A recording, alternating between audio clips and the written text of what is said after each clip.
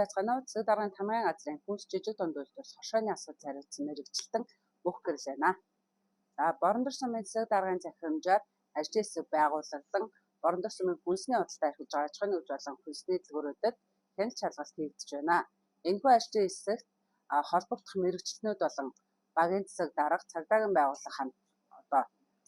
байгууллагын ажилтан албаагчид орсон байгаа. Энэхүү хяналт шалгалтын үндсэн зорилго нь болохоор хугацаа дууссан бүтээгдэхүүн болон хадгалтын горим алдагдсан бүтээгдэхүүний тухайн байгууллагын дотоод хяналтын албанд хүлээлгэн өгч устгалыг хийлгэж ажилладаг байгаа. Ажлын хэсэг нь аливаа ямар нэгэн баяр ёслолыг тохиолдуулаад ажлын хэсэг байгуулагддаг байгаа. Тэгээд хугацаа болон хадгалтын горим бусад асуудлуудын хүрээнд хяналт шалгалт явуулдаг. Тийм учраас өдөр тутамдаа хүнсний бүх дэлгүүрүүдээр яваад хүнсний бүтээгдэхүүнүүдийн хугацааг шалгах боломжгүй байдаг тул иргэд та бүхэн ч гэсэн худалдаа авч байгаа бүтээгдэхүүнийхээ хугацаа юмнуудыг сайн харж байгаарай. Бид бүхний зүгээс аж ахуйн нэгж болон албан байгууллагуудад бүтээгдэхүүнийхээ хугацаа юмыг байнга шалгаж байгаарай. Чанар нь алдагдахгүй гэдэг заавар зөвлөмжийг бол ингэж байнга өгч ажилладаг байгаа.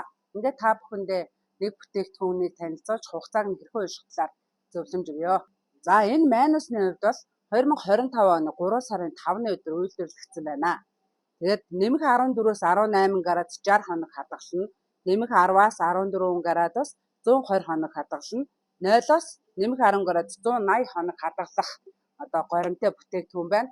За энэ хүрэгчний хувьд болохоор яг 0 градусыг зааж байгаа учраас энэхүү бүтээгдэхүүнийг 180 хоног хадгалах боломжтой гэсэн үг.